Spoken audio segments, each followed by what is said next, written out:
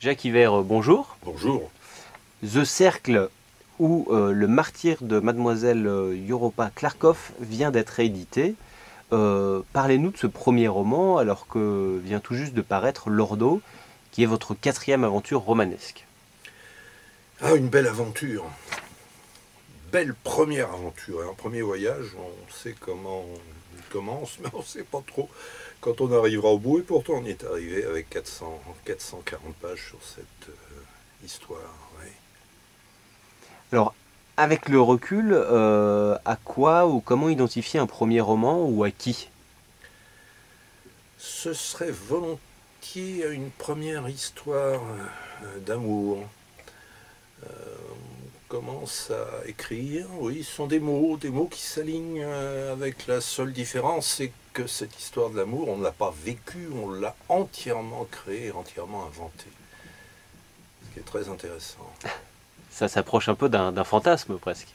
Ah non, non, non, un fantasme, ça, je réserve ça aux adultes, c'est direct, là, on est totalement dans l'imaginaire et le monde de la création. Un fantasme alors? Non, non, non, absolument pas, parce qu'un fantasme relève d'un conscient adulte, plutôt un rêve ou un cauchemar, c'est selon. Mais les rêves et les cauchemars offrent bien plus de possibilités créatives, hein. Ça, c'est certain, hein. Notre imagination est totalement débridée dans ce cas-là. Alors, The Cercle, un titre énigmatique, est-ce pour cette raison que vous lui avez associé un sous-titre, Le martyr de Mademoiselle Europa Klarkov?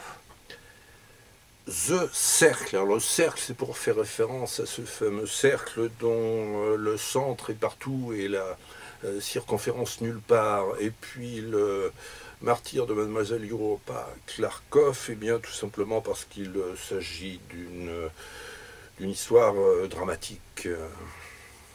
Et où se concentre l'action de ce premier roman? Dans des milieux multiples et essentiellement dans le monde de la politique et de toutes ces hypocrisies cachées. Alors, Le martyr de Mademoiselle Europa Klarkov, chronique d'une mort annoncée? Oui, oui, parce que la demoiselle héroïne en question tient un journal, et c'est ce journal qui intime qui la conduira tout doucement vers sa fin terrible. Donc, un polar. Oui, mais un polar politiquement incorrect. Nous avons deux personnages. Nous avons un flic, un vieux flic retraité. Sans doute le crime est-il trop compliqué à élucider pour des équipes, je dirais, contemporaines. Donc on l'a placé entre les mains de ce vieux flic, très bonhomme.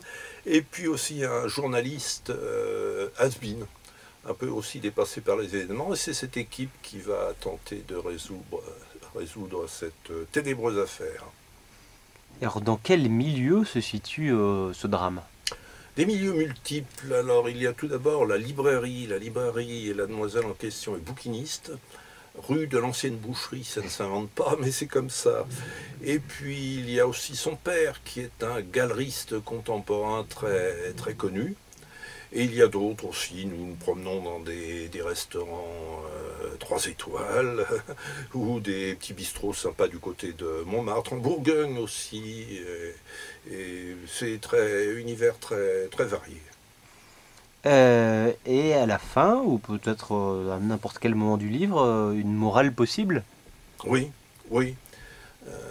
Sans l'ombre d'un doute, ce n'est pas la maladie qu'il faut montrer du doigt, mais la société qui va mal.